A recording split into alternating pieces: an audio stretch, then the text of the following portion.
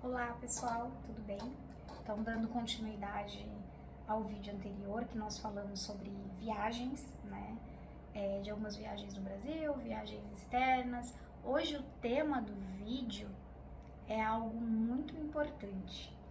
Algumas mães dizem que vão viajar, não só mãe, tá? Alguns guardiões, pode ser o pai também que exerce a guarda da criança. Por vezes usam a desculpa da viagem, de passar férias ou qualquer coisa que seja, viajam e não retornam mais. E assim, nós temos um problema muito grande com isso, tá? Nós temos uma lei de alienação parental que qualifica essa atitude como um ato de alienar. E nós sabemos que o ato de alienar é algo tão sério, eu não vou especificar, eu não vou entrar nos detalhes neste vídeo, porque este vídeo ele é específico para mudanças, tá? Mas assim, vocês podem pesquisar, ou mais pra frente eu faço um vídeo específico deste assunto de alienação, tá? Falando um pouquinho mais sobre isso. Mas a mudança sem autorização, uma mudança feita de uma forma ludibriosa como essa, né? A mãe pede autorização do pai para fazer uma visita para a mãe dela que mora lá na Bahia. Passar as férias. Ela passa 15 dias, passa 20, passa 30, passa 60 e não voltou mais. Ela enganou o pai consentiu que ela viajasse a título de férias, ela foi-se embora e nunca mais voltou, né? Então, coisas como essa, ou pior, a mãe se mudou, colocou o filho literalmente embaixo do braço, se mandou para outro lugar, foi lá para o Maranhão e não comunicou o pai, né? Então, situações como essas, elas podem se encaixar nesta lei de alienação parental. E qual é o problema? Ah, doutora, mas e se eu me encaixar? Vou fazer isso mesmo, vou colocar meu filho embaixo do braço e vou embora, e seja o que Deus quiser, e se eu me encaixar nisso, me encaixei, tá tudo bem. Não, não tá tudo bem. Por quê? Uma das punições para o alienador, né, é perder a guarda da criança. Então, o outro progenitor pode pedir uma busca e apreensão da criança. Pode pedir que a criança retorne imediatamente ao estado de origem do qual ela saiu. Então, isso é muito sério, né? A gente vê nas redes sociais vários casos emblemáticos, especialmente no Instagram, de mães chorando, né? A gente sempre tá vendo uma história ou outra lá, de mães que se mudaram e perderam a guarda dos seus filhos, sobre este argumento aí, essa qualificação na lei, né, da alienação parental. Então, isso é uma coisa muito séria, pessoal. Então, eu não recomendo que ninguém faça isso. Aí tem algumas mãezinhas, é muito comum, né, elas me perguntarem assim, poxa vida, doutora, mas quer dizer então que eu estou condenada a ficar morando neste estado onde mora o traste do pai, que não me ajuda em nada, que não olha o filho, que não fica com o filho nem de 15 em 15 dias, eu vou ser obrigada a ficar próximo a ele nesse estado, que eu não tenho mais família, não tenho ninguém que me ajude para que eu não perca a guarda do meu filho, é isso mesmo? Bom, vamos lá, pessoal. É assim, essa lei de alienação, ela existe para que as pessoas não comecem a ter comportamentos desordenados, né? Que não exista aí bom senso nem ponderação. É uma lei que tem como objetivo, pelo menos deveria ser, né? Embora algumas pessoas usem de forma errada, essa lei ela deveria proteger a criança, tá? Então, assim, nós sabemos que existem uma série de situações que muitas vezes essa mãe ela se vê obrigada a se mudar, não que ela queira afastar o filho do pai, não que ela queira aperrinhar o pai, não que ela queira se vingar, não, ela realmente precisa, tá? Então eu vou falar com vocês alguns temas, alguns requisitos que não autoriza, não é que a palavra não autoriza essa mãe a se mudar, né? Mas que permite que essa mãe argumente com o pai, demonstre para o pai e colha a autorização deste pai para que ela se mude efetivamente. Ah, doutora, mas a senhora não vive na minha pele, né? Não adianta eu conversar com este homem, ele não vai entender. Pois bem, como eu disse no vídeo anterior, na ausência de entendimento, Na ausência dessa autorização, porque você, mãe, que tem a guarda do seu filho, ou você, pai, que é o guardião do seu filho, você precisa da autorização do outro, que não é o guardião. E aí não importa. Ah, doutora, mas a guarda é unilateral. Guarda unilateral não faz do guardião, aí, como que eu posso dizer para você, proprietário da criança, né? A criança não é um objeto de sua posse, que você coloca como uma mala, você coloca uma bolsa, coloca a tiracola e vai-se embora. Não, tá? A criança é uma pessoa, que também é filha de uma outra pessoa, né? E aí não vamos entrar aí, né, no cerne da questão desse outro ser progenitor, se ele é bom, se ele é ruim, se ele cumpre com as obrigações, mas o objetivo aqui é proteger a criança, não é nem proteger essa criatura, né, que muitas vezes é abominável, né? Mas enfim, vamos lá. Quais situações? Conversei com o pai e ele não quer que eu me mude. Quais situações você pode levar ao conhecimento do juiz através de uma ação que se chama ação de consentimento, né, de supressão de consentimento legal, judicial, né? Então você vai entrar com uma ação pedindo para que o juiz autorize você a se mudar, já que você já conversou com o pai, então é importante a gente destacar isso. Você tem provas, você tem conversas com o pai, de preferência pelo WhatsApp, digitadas, você dizendo todos os motivos pelos quais você não pode mais ficar neste estado, você precisa se mudar, né? E você tem ali comprovação de que o pai não aceita, ele diz que não vai permitir que você se mude, né? E aí você, mãe, não é obrigada a ficar nas mãos deste pai. Então, como funciona? Você está munida de tudo isso? Você tem como comprovar para a justiça que você tentou comunicar ao pai os motivos pelos quais você precisa se mudar e ele simplesmente deu de ombros e disse que ema, cada qual com o seu problema, é você que se vire, mas você vai ter que ficar no estado? Você tem essas comprovações? Ah, tenho, doutora, já tentei, já faz 6 meses que eu tô falando com ele, já falei com ele 5 vezes, tem os prints das mensagens, beleza. Então dá para entrar com a ação, tá? Para que essa ação tenha sucesso, para que esse juiz ele suprima esse consentimento do pai e ele, juiz, te conceda esse consentimento de viagem para que você se mude de estado, o que precisa? Vamos lá. Quais são os motivos que permitem que a mãe ela se mude? Que dão à mãe, não é que permitam, não é que permitem, tá, pessoal? Eles dão à mãe motivo válido, tá? Porque motivo todos nós temos para fazer qualquer coisa que seja. A gente tem motivo até para matar alguém se a gente quiser, né? Mas eu digo motivos válidos, tá? Então, quais são esses motivos válidos? Porque assim, não basta, vou dar um exemplo para vocês, tá? A mãe, ela mora aqui no estado de São Paulo e ela conheceu um homem do Acre. Está perdidamente apaixonada e o cara quer que ela vá morar lá com ele no Acre. É um motivo, né? Vamos lá, né? Ela arrumou um namorado, o namorado tá amando, apaixonadíssima, né? No auge da relação, no início. E o namorado, apaixonadão, quer que ela vá morar no Acre. É um motivo, mas não é um motivo válido. Certo, pessoal? Quais são esses motivos válidos? Vamos lá. Os mais usuais, os que mais acontecem, tá? Geralmente, às vezes, a mãe, ela tá num local, ela tá num estado por causa do pai, né? Porque geralmente o pai tem parente, ou o pai fez a vida ali. Mas ela, mulher, ela saiu de outro lugar, né? Por exemplo, eu já movi várias ações de mulheres que estavam no estado de São Paulo, mas elas eram do sul, né? Elas eram de outras regiões e elas vieram para o estado de São Paulo por causa dos maridos, tiveram os filhos. Só que aí o casamento, ele chegou ao fim e na maioria das vezes, infelizmente, né, o homem ele não dá o suporte para a mulher, ele não é uma rede de apoio, ele pega a criança de 15 em 15 dias, algumas horinhas, né, e a mãe fica com essa criança doente, tendo que trabalhar, tendo que se virar nos 30, sem nenhuma rede de apoio. Ela não tem família nesse estado, né, ela não tem ninguém e a família paterna não ajuda.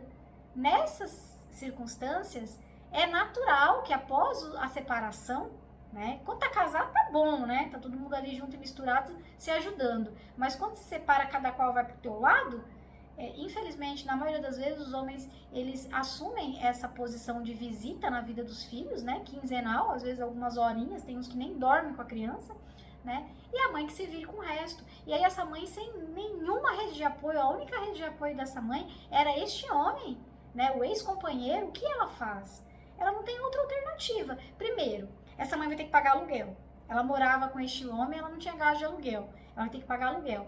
Aí ela vai ter que pagar alguém para ficar com essa criança se ela quiser trabalhar, porque ela não vai morar mais com o pai, né? Enfim. Então, assim, quando a gente começa a fazer essas contas, fica impossível essa mãe sobreviver, né? Ah, doutora, mas ela quer ir embora e quer levar meu filho. Sim, mas ela não tem condições humanas de sobreviver dessa forma. Às vezes ela vai para casa da mãe dela, vai para casa de uma irmã, vai para casa de uma tia, ela não vai pagar aluguel, ela vai ter a vizinhança lá, familiar, a avó, tios, para olhar a criança, primos, para ficar brincando o dia inteiro, entende? Então, assim, ela tem uma rede de apoio. E a rede de apoio, é importante a gente dizer que é saúde, né? Recentemente nós vimos na internet uma mãe de um autista que morreu de exaustão. Gente, que é isso, né? Alguém pode perguntar assim, nossa, que absurdo, isso não existe. Existe, existe.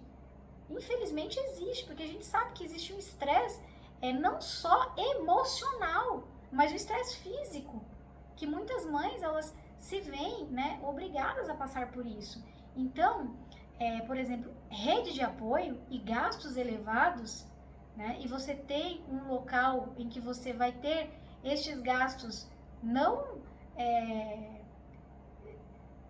os gastos vão desaparecer, mas às vezes amortiza, né? Por exemplo, às vezes, amortece, perdão. Por quê? Porque às vezes você vai morar com uma tia, às vezes você vai morar com a mãe, você vai dividir o aluguel com alguém, né? Que aqui no estado você não tem. Então, dá esse amortecimento para esses gastos, tá, pessoal? Então, assim, bom, vamos lá, tá? Então, um dos motivos válidos é uma rede de apoio, de repente você não ter estes gastos com habitação, tá? Você dividir esses gastos com alguém. Outro motivo válido, vamos lá, outro motivo válido também é emprego.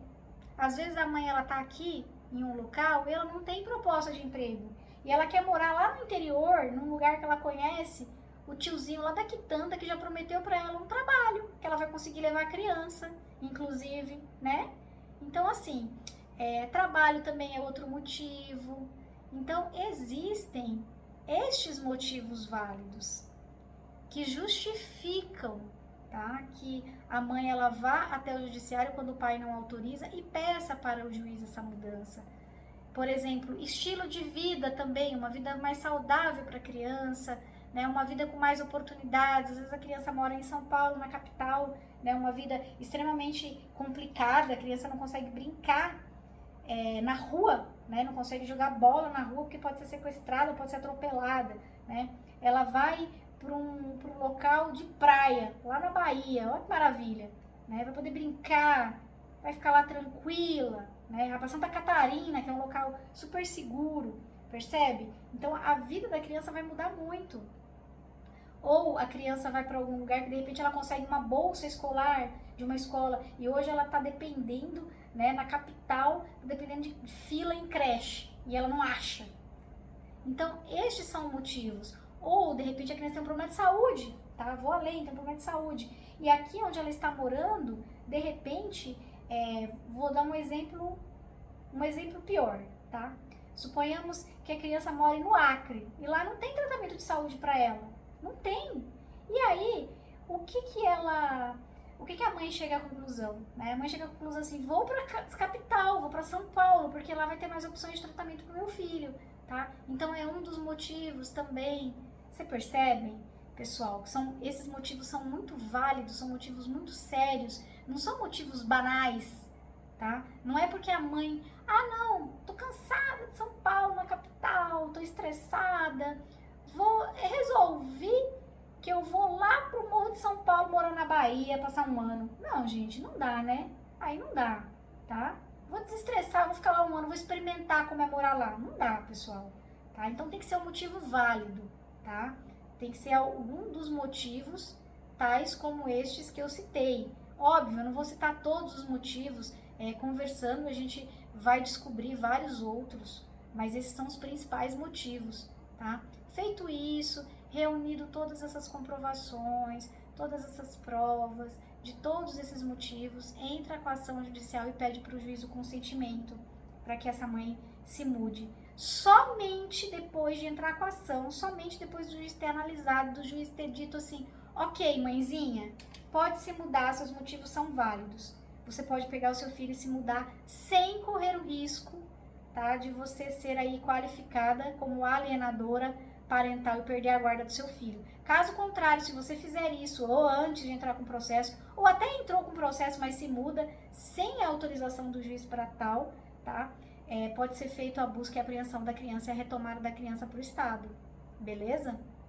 Então, assim, se atentem muito a isso, tá? É muito perigoso, então tomem bastante cuidado. Quer se mudar? Quer ir para outro estado? Você não é obrigada a ficar sempre no mesmo estado, mas você sim tem que ter motivos válidos, porque este homem com o qual você teve essa criança, né? Essa criança em si, ela não tem culpa, então ela tem que ser preservada, ela tem que crescer próximo ao pai, não importa o traje que seja, é a referência que ela tem de pai.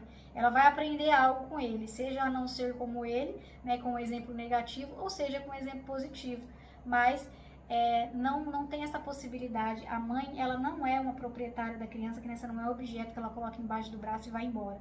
Tem que pensar nessa criança, o quanto vai afetar essa criança.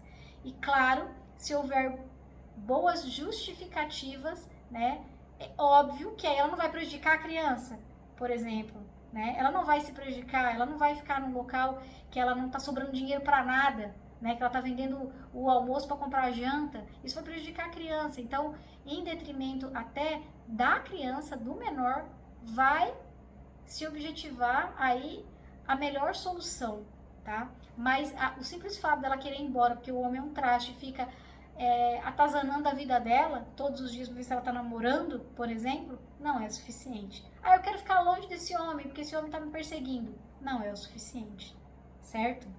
A não ser que você tenha uma ação judicial contra este homem, né, boletins de ocorrência, de perseguição, violência doméstica e tudo mais. Caso contrário, não é o suficiente, tá bom, pessoal? E aí, feito isso, vai entrar com essa ação, vai pedir a supressão, né, o juiz falando, não, ok, pode mudar, vai mudar.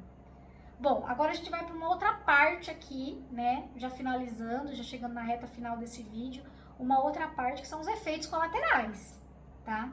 Então, assim, tudo tem efeito colateral. Você teve um filho com este homem, morando, vou te dar um exemplo, no estado de São Paulo, agora você quer se mudar para Florianópolis. Tudo bem, é entendido, o juiz permite, lá está a sua família, lá está uma qualidade de vida melhor para a criança, lá você terá um emprego e uma rede de apoio. Tudo bem. Só que esse pai, em contrapartida, ele não pode ser prejudicado, ele já vai ser prejudicado, certo? Porque ele vai perder a infância da criança, né? Ou ele vai perder o convívio do adolescente, ele vai perder essa oportunidade de estar junto, ainda que ele não esteja, tá? Ele vai alegar isso.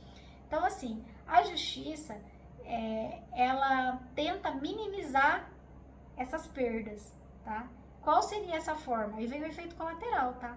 Aquele que se muda, em tese, vamos abrir umas aspas aí, aquele que se muda, ele fica com essa obrigação, tá? Porque ele deu causa, ele foi para um lugar distante, o outro não tem culpa e o outro já paga os alimentos, ou pelo menos deveria pagar a pensão alimentícia, né? E vai onerar muito se ele tiver que visitar a criança. Muitas vezes, se ele visitar a criança, ele não vai ter dinheiro nem para pagar a pensão. Por conta disso, via de regra, aquele que se muda assume o encargo econômico. Então, esse é um efeito colateral, tá? Aí, lógico, vocês podem até se alinhar, ver como vocês vão fazer, de repente um paga a passagem de ida e outro paga a passagem de volta, né? Combinar, por exemplo, já que a criança não vai ficar com o pai de 15 em 15 dias, né? Pelo menos toda a férias escolar, a criança vai estar com o pai. Então, a criança entrou de férias, a mãe arruma a malinha da criança e manda pro pai, e um dia antes a criança volta. Porque é uma forma de compensação. A criança deveria ficar com o pai um dia de 15 em 15 dias. Então a gente junta todos esses dias e coloca no período de férias, tá? E aí a criança fica sempre no período de férias com o pai. Então, assim, existe algumas perdas aí para a mãe também, tá? Tanto perda econômica, que algumas vezes a mãe ela assume esse encargo, né? Esse gasto aí de mandar a criança para ficar com o pai, ela assume porque ela deu razão a essa mudança, né? Foi por razões dela que essa mudança ocorreu e o pai, ele não pode ser penalizado. E em contrapartida, essa mãe, na maioria das vezes, fica sem usufruir as férias escolares dessa criança, que é a preferência que fica com o pai, né? Claro, quando vocês conversam e tentam chegar a um consenso, tudo, evidentemente, né, pode ser alinhado, pode ser decidido, né, pode ser combinado de uma forma contrária.